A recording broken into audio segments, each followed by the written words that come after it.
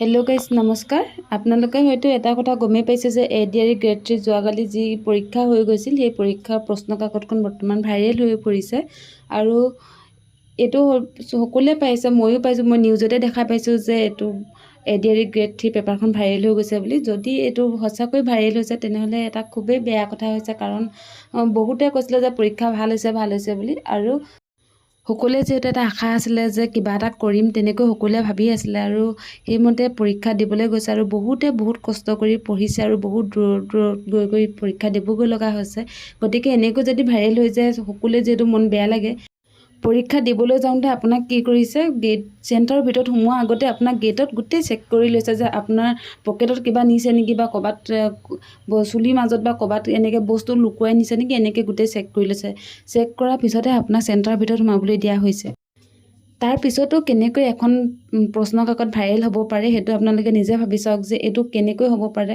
পৰীক্ষা আগত হৈছে নে পিছত হৈছে সেইটো আমি নাজানো, কিন্তু পৰীক্ষা আগতে হওক বা পিছতে হওক এই পেপাৰখন ভাইৰেল হ'ব নালাগে, কাৰণ কাৰো হাতত যিহেতু মোবাইল নাছিলে বা কোনো কেমেৰা কোনো বস্তু নিয়া নাছিলে। গতিকে এইখন পেপাৰ ভাইৰেল হ'বলগীয়া কোনো কথাই আহি নপৰে। আৰু এইটো চাওক, এইটো মই নিউজতে পাইছোঁ, কেইবাটাও নিউজত পাইছোঁ যে পেপাৰখন ভাইৰেল হৈ আছে বুলি দি আছে। জব এক্সপেৰিয়েন্স নামৰ এইটো হোৱাটছআপ গ্ৰুপ এটা, তাত কোনোবা মেম্বাৰ আছে, বিপুল, হোমেন, ঈশা, এই ধৰণৰ মেম্বাৰসকল আছে। আৰু আজি ৰাতিপুৱা আপোনালোকে দেখিছে, ৰাতিপুৱা 9:59 PDF আকাৰত এই হোৱাটছআপ গ্ৰুপটোতে এই প্ৰশ্ন কাকতখন আপলোড কৰিছিল।